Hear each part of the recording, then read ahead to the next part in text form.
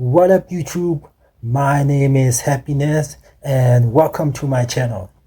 Today we're gonna look at this video that just came out whereby one of this person was talking about the Canada acquisition to be the 51st state of the United States of America.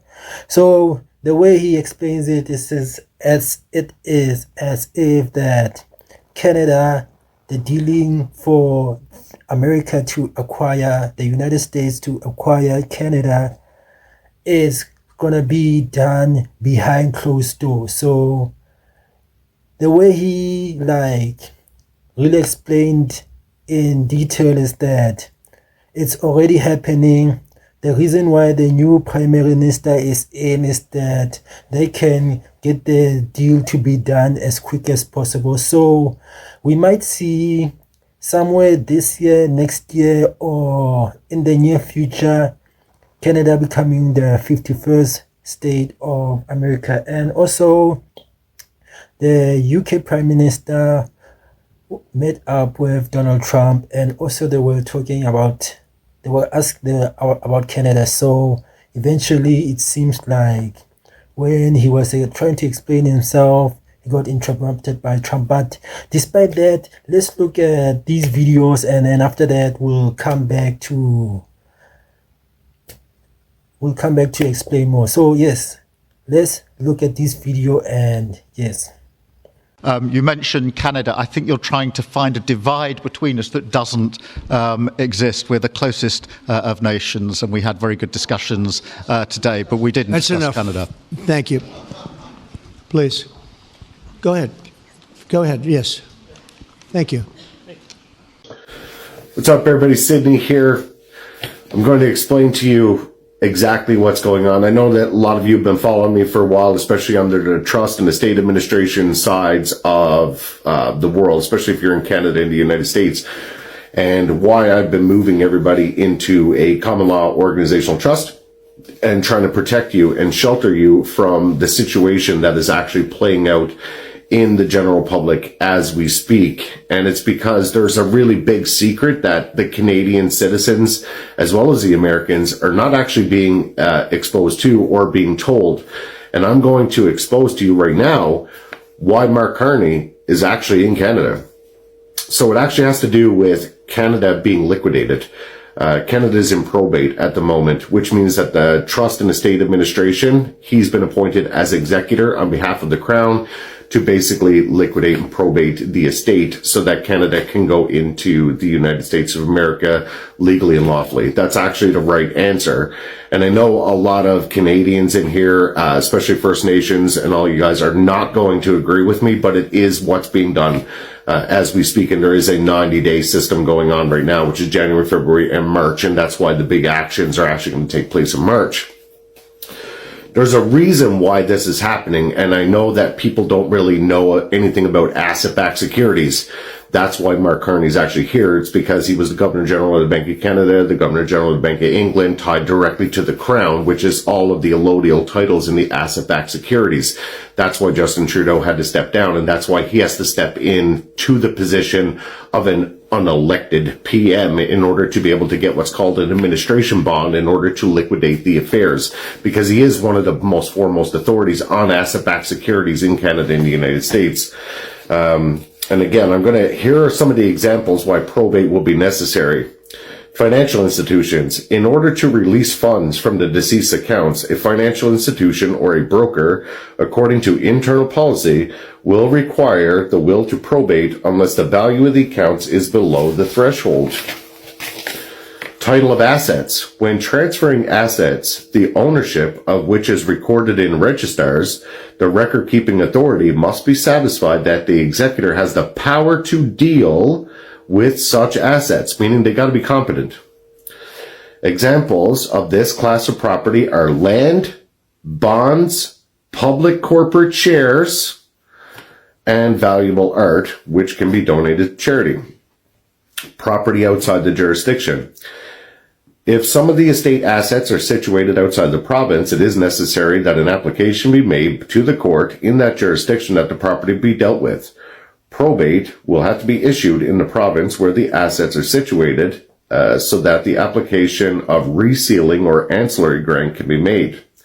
Involved in litigation. If the estate is involved in litigation, obtaining probate will be necessary. Litigation is actually quite common with the Crown, especially when dealing with First Nations. Now you know why they're doing what they do. Will provided, so let's just move on. I'm going to bring you to the important part. It's the testator's nominated executor. So this has to do with what Queen Elizabeth's orders that just came out and got released, and why you now know why Carney is here. To illustrate the court's reluctance to set aside the testator's nominated executor, even a person in prison or a non-resident individual may be appointed. This direction is allowed if the will does not state who the executor is to be, but delegates the right to another person or a group of persons to name the executor, such as the following. By permitting the testator to allow the person to nominate the executor, the court is recognizing the testator's right to choose whomever he or she wishes to administer the estate. It is felt that the testator's choice will be one better than that would result from the following arbitrary rules made for that purpose. They don't want this going to court. They just want it dealt and done and over with. It was part of an agreement that was done to liquidate the estate of Canada so that it can be entered into the United States under a backdoor contract, because they want all of North America united under one system. This is a true story. This is happening right now as we speak. Non-resident executor. So for those of you that are Canadians in here, and you're lawyers and attorneys, or any of the citizens that think that you understand that because, oh, they're not citizens, they hold citizenship in other residencies, they have other things going on. Mark Carney is not Canadian, he's English, he's this, he's that, he's Irish. You don't know the law. You don't know trust in the state administration. So listen to what they say about non-resident executors. A person need not be a resident in the province or in Canada to be an executor. However, if the person resides in a jurisdiction other than another province of Canada or the British Commonwealth countries, it is necessary for the non-resident to post an administration bond, unless the will specifically waives the bond, or 2, the beneficiaries consent to a waiver of the bond, or 3, a judge agrees to make an order allowing the bond to be waived.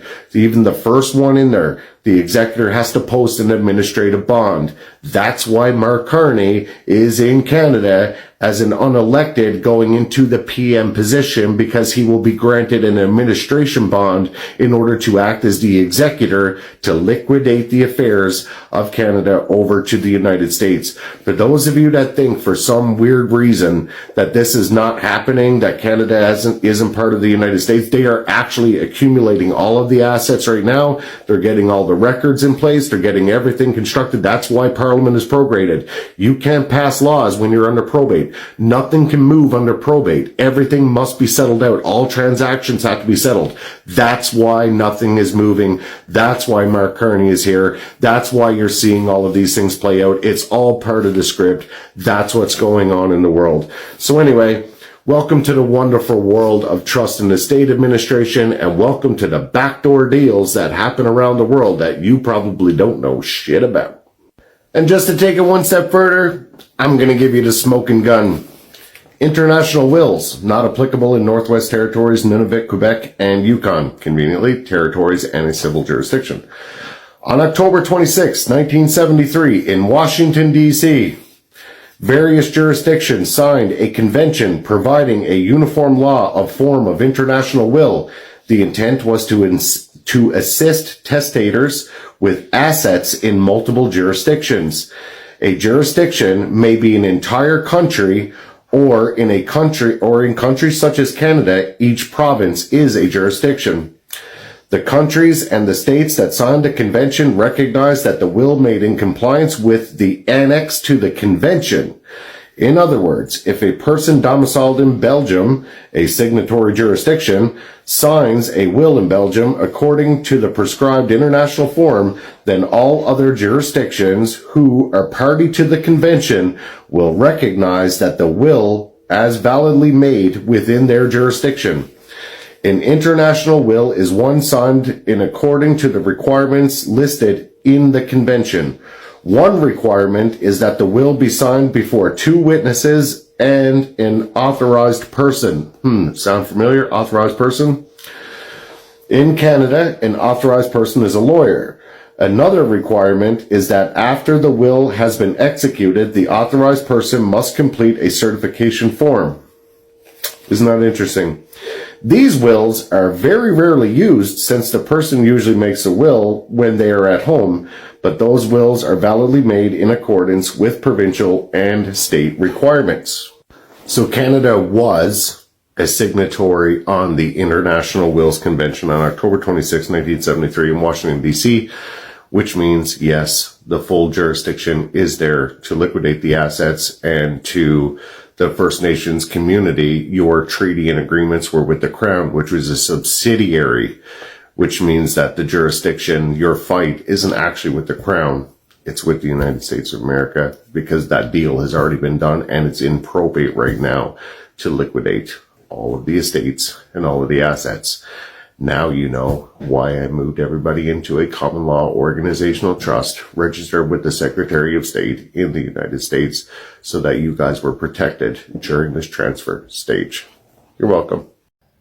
Okay, guys. Okay, you heard what he just said over there, whereby he mentioned that, yes, there are some dealings that are being done to which we are not aware of, to which are currently happening, as he explained about the acquisition of Canada, whereby America has to liquidate Canada's assets in order for it to become the 51st state of the United States of America.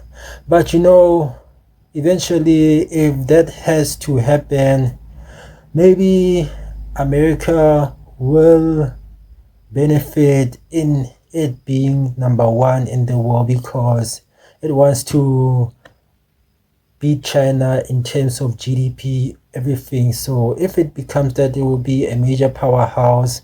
And also, I believe that, you know, yes, Canada should join, because, you know, I believe in the independence. But it seems like even if we are watching the NBA, the Toronto Raptors seem to be part of the NBA, the National Basketball Association, and it is something that is from America. So every single state has its own basketball team. So why doesn't Canada just become the 51st state of America? But hey, I don't know. But hey, you can comment down below on your opinion. But in terms of that, guys, please like and subscribe. Let's meet up on the next one, and peace out.